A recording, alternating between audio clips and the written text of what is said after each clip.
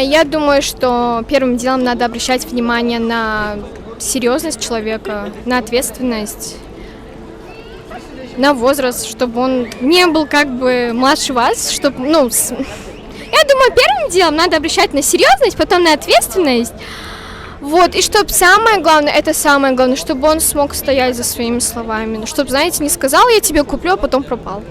Мне кажется, нужно ориентироваться на то, что называется конгруентность, насколько человек тебе внутренне подходит, потому что когда ты вступаешь в первый контакт, ты плюс-минус понимаешь, насколько вы по ценностям, по каким-то жизненным ориентирам сходитесь, и мне кажется, это такое главное мерило, на которое нужно в первую очередь ориентироваться.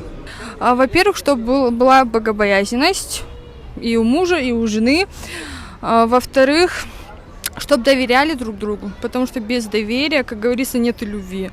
Обязательно, чтобы доверяли друг другу, богобоязненность и все. Богобоязненность, уважение и храбрость.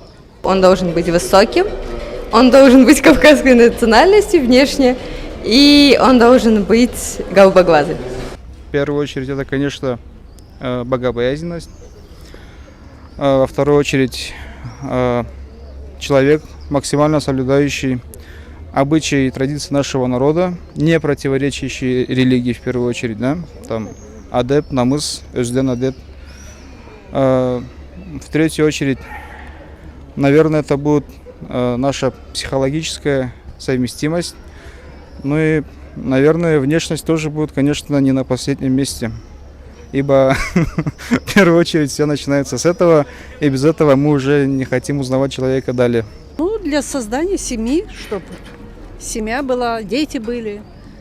А как же говорят, что главная красота, внешность? Как вы считаете? Да, красота это не главное. Главное семейное счастье. Самое главное. Счастье в жизни, чтобы дети росли в семье.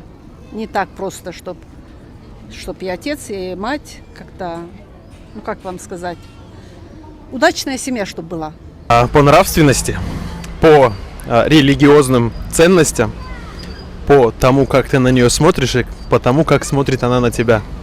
Мужа, наверное, стоит выбирать тот, кто готов ради своего любимого человека на многое.